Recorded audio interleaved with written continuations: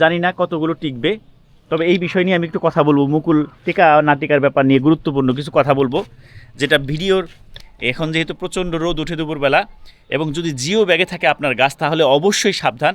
আমি কিন্তু আমার গাছগুলোতে দুপুরবেলা যখন প্রচণ্ড রোদ থাকে তখন এইভাবে।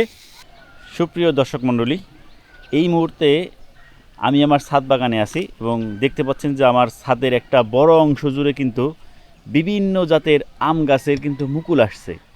এবং আজকের ভিডিওতে মূলত আমার ছাদ বাগানে কোন কোন জাতের আম গাছ আছে এবং কোন কোন গাছে মুকুল আসছে, কোনটাতে এখনও আসে নাই, সব কিছুই তুলে ধরব। পাশাপাশি যারা জিও ব্যাগে ছাদ বাগান করতেছেন তাদের জন্য কিছু সতর্কতা বার্তা আছে।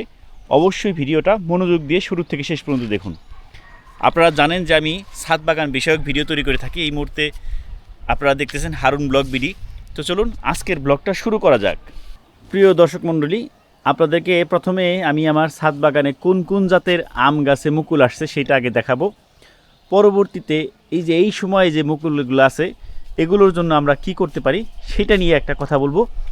তো ভিডিওটা অবশ্যই খুবই গুরুত্বপূর্ণ, এবং যারা ছাদ বাগান করতেছেন বিশেষ করে বা নতুন নতুন আম গাছ রোপণ করতেছেন, আপনাদের শখের আম যাতে টিকে যায় সেই জন্য আমি কিছু পরামর্শ দিব। পাশাপাশি আমার ছাদ বাগানে আমি যে কাজগুলো করি সব কিছুই তুলে ধরবো। তো ভিডিওটা শুরু থেকে শেষ পর্যন্ত দেখুন। আশা করতেছি এই আমের মুকুল বিষয়ে অনেক কিছু জানতে পারবেন।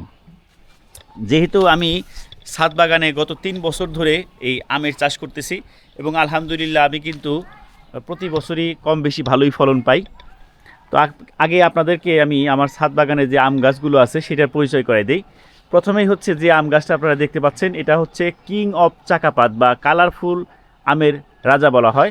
এটা একেবারে মুকুল থেকে শুরু করে একেবারে ছোটোবেলা থেকে কিন্তু আমটা কালারফুল হয় এবং খুবই চমৎকার দেখতে। তো এই আম গাছটাতে কিন্তু প্রচুর পরিমাণে মুকুল আসছে আলহামদুলিল্লাহ। এই যে কিছু কিছু জায়গায় গুটিও সেট হইতেছে। এবং এরপরে আরেকটা আম গাছ আছে, এই গাছটা আসলে এই দুই আম গাছের মাঝখানে নিচু অবস্থায় আছে দেখে এটার এই বছর আর হয়তো ফলন আসবে না।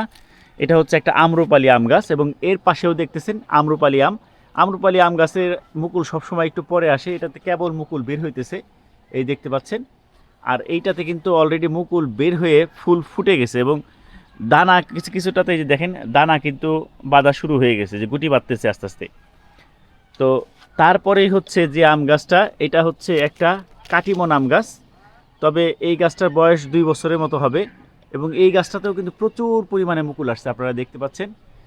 এবং এইটাতে মুকুল একটু পরে আসছে। এবং এই আম গাছটাতে শুধুমাত্র আমি সিজনেই এখনও আম পাইতেছি, যদিও এটা একটা কাটিমন আম গাছ, 12 মাসি হওয়ার কথা, তবে 12 মাসি চরিত্রটা এখনও এটার মধ্যে ফুটে আসে নাই।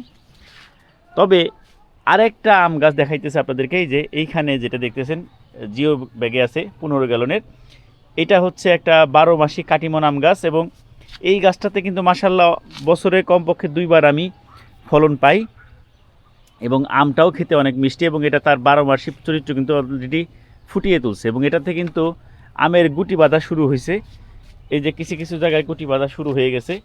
এবং এর পাশে যেটা দেখতে পাচ্ছেন এই আম গাছটা, এইটাও কিন্তু কাটিমন আম গাছ। এবং তারপরে যে বড় বড় মুকুল দেখতে পাচ্ছেন, লম্বা লম্বা মুকুল বের হইতেছে, এটা হচ্ছে ব্যানানা ম্যাঙ্গো। এবং ব্যানানা ম্যাঙ্গোতে গত বছর আমার খুব একটা মুকুল আসে না, তবে এই বছর মাশাআল্লাহ ভরপুর মুকুল আসছে। জানি না কতগুলো টিকবে। তবে এই বিষয় নিয়ে আমি একটু কথা বলবো, মুকুল টিকা না টিকার ব্যাপার নিয়ে গুরুত্বপূর্ণ কিছু কথা বলবো, যেটা ভিডিওর শেষ অংশে থাকবে। আপনারা ভিডিওটা শুরু থেকে শেষ পর্যন্ত দেখুন। আমরা আগে মুকুলগুলো এবং কোন আম গাছের কী অবস্থা সেটা আগে দেখে নেই। এই যে ব্যানানা ম্যাঙ্গোটা আমি আর একটু কাছ থেকে আপনাদেরকে দেখাই।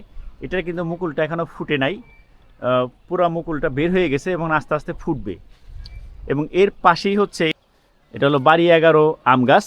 এবং এই আম গাছটা আমি অনেক বড় একটা সাইজের আম গাছ ছিল, মানে অনেক লম্বা ছিল, এই জন্য ছাদ বাগানের উপযোগী করার জন্য কিন্তু আমি এইখান থেকে গত বছর একেবারে হার্ড প্রুনিং করে দিছিলাম। এরপর 4টা ডাল হয়েছে, তবে এই বছর এখনও মুকুল বের হইতেছে না।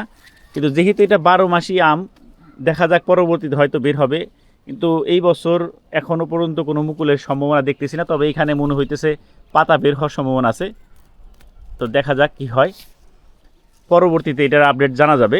আর এর পাশেই হচ্ছে এই আম গাছটাতে মুকুল সবার আগে আসছে, কিন্তু দেখেন মুকুল কিন্তু এই যে এইগুলো কিন্তু টিকে নাই, দেখতে পাচ্ছেন আপনারা, যেগুলোতে কিন্তু কোনো আম দাঁড়াইতেছে না, এগুলো কিন্তু বাদ।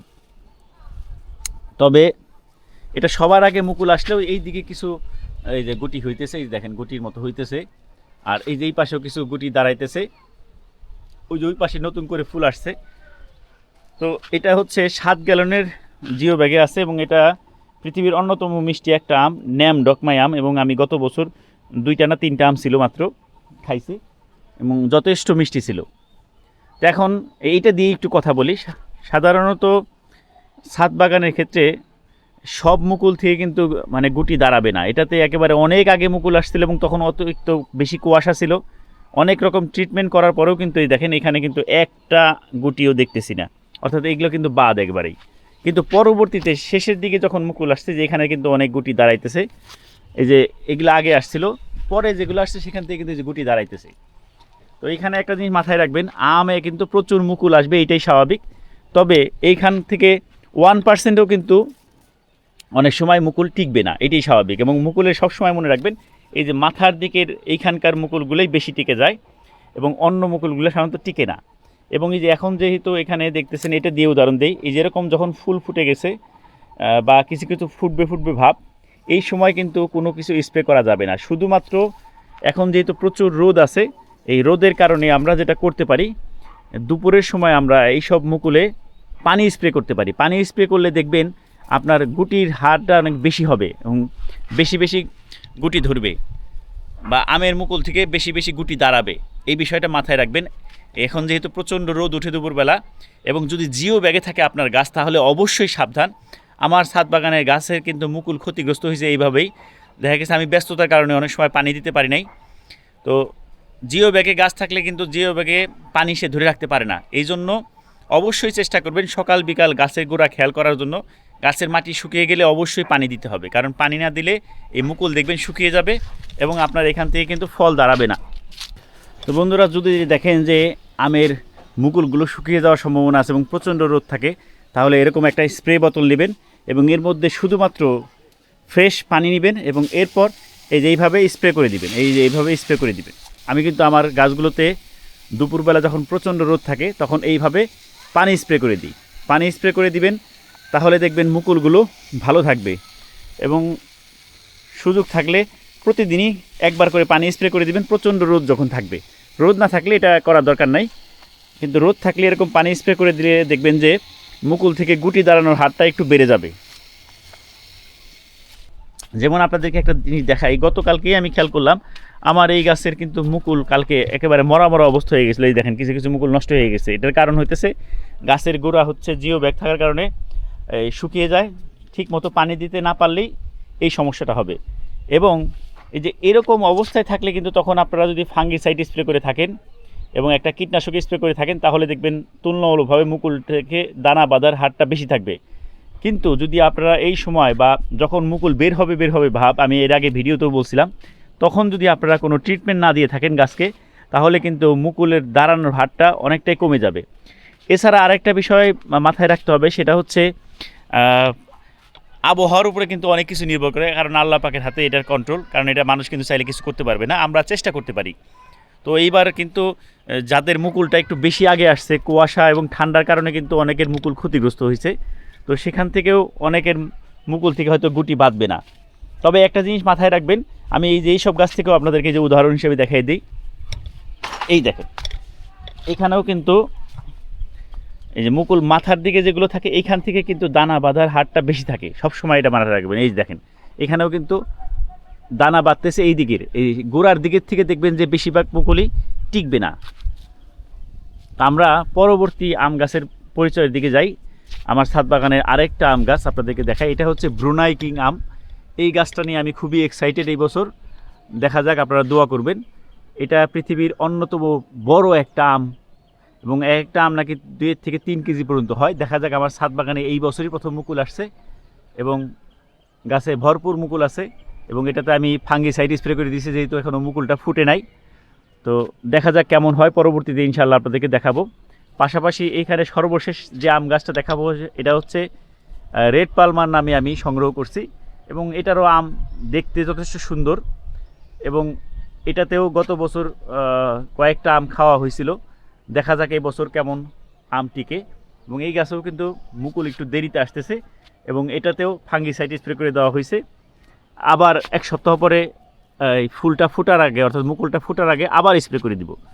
তো যে কথা বলতেছিলাম যে এখন যেহেতু প্রচণ্ড রোদ উঠে, অবশ্যই আপনারা চেষ্টা করবেন দুপুরের দিকে সম্ভব হলে পানি স্প্রে করে দিবেন এই মুকুলের উপরে, তাহলে দেখবেন মুকুলটা শুকিয়ে যাবে না, এবং মুকুল কিন্তু শুকিয়ে গেলে সেখান থেকে আম বা গুটি দাঁড়াবে না, এবং গুটি না দাঁড়ালে আপনি ভালো ফলন পাবেন না। এই বিষয়টা মাথায় রাখবেন। আজকের ভিডিওর মাধ্যমে কিন্তু আমি তুলে ধরলাম আমার ছাদ বাগানে কোন কোন আম গাছের মুকুল আসছে এবং কোনটার কী অবস্থা, এবং আমি কি পরিচর্যা করি, এবং আপনাদের জন্য পরামর্শ দেওয়ার চেষ্টা করলাম। ভিডিওটা কেমন লাগলো অবশ্যই কমেন্ট করে জানাতে পারেন, এবং আমাদের এই হারুন ব্লগ বিডি চ্যানেলটা যদি সাবস্ক্রাইব করে না থাকেন তাহলে সাবস্ক্রাইব করে পাশে থাকা বেল আইকনটিতে ক্লিক করে রাখুন। আমরা কিন্তু ছাদ বাগান বিষয়ক বিভিন্ন রকম পরামর্শ দিয়ে থাকি। তো সবাই ভালো থাকবেন, ধন্যবাদ সবাইকে।